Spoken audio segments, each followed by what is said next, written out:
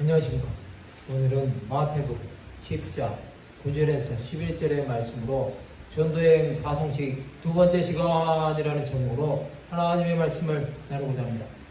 본 말씀은 너희 전도에 금이나 은이나 동을 가지지 말고 여행을 위하여 배낭이나 두벌 옷이나 신이나 지팡이를 가지지 말라. 이는 일꾼이 자기의 먹을 것 받는 것이 마땅함이라. 어떤 성이나 마을에 들어가든지 그 중에 합당한 자를 찾아내어 너희가 떠나기까지 거기서 머물라. 예수께서는 전도여행을 통해 하나님의 뜻을 제자들에게 말씀하십니다. 오늘은 전도여행 파송식 두 번째 시간에 대해 생각해 보고자 합니다. 이 말씀은 전도여행 때 지켜야 할 마음 자세에 대한 것입니다. 재정을 가지지 말라고 하신 것은 재정이 있으면 전도자가 올바른 복음을 전할 수 없다는 것입니다.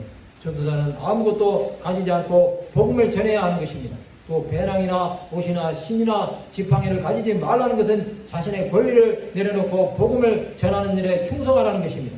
이것이 있으면 전도자는 마음이 다른 곳으로 흩어져 올바른 복음을 전할 수 없습니다. 전도자는 전도여행을 할 때 자신에게 필요 없는 것들은 내려놓는 연습을 해야 합니다. 그렇지 않으면 그런 부수적인 것 때문에 복음 전파에 방해가 됩니다. 수많은 하나님의 사람들이 주 예수 그리스도를 전하기 위해 자신이 누릴 수 있는 특권을 다 내려놓고 하나님 나라를 위해 자신의 생애를 드린 것입니다. 또 전도자는 일꾼이 자기의 먹을 것 받는 것이 마땅한 것처럼 복음을 전하다가 합당한 자를 찾아내어 떠나기까지 거기서 머물라고 말씀하십니다. 이것은 베드로 사도가 복음 전파를 위해 이방인 백부장 고넬료의 집에 머문 것처럼 하라는 말씀입니다. 복음을 전할 때 그 과정에서 공개하는 것은 하나님께서 사람을 통해 공급하시는 것입니다.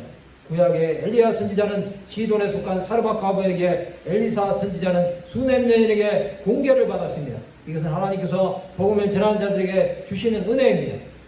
예수께서 제자들에게 아무것도 가지지 말고 복음을 전하는데 최선을 다하라고 하신 것입니다. 이것은 하나님만 바라보고 나가는 것입니다. 그 결과는 하나님께서 모든 것을 책임지십니다. 지금도 복음을 전하는 자들은 하나님의 사람들을 통해서 후원을 받습니다.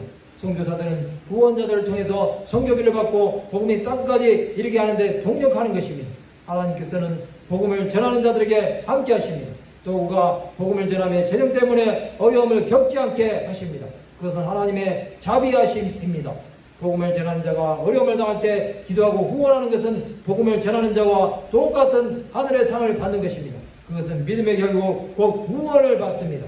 성도 여러분, 우리는 영원한 하나님 나라를 사모하는 자들이 되어야 합니다. 또 세상에 대한 마음을 벗어버려야 합니다.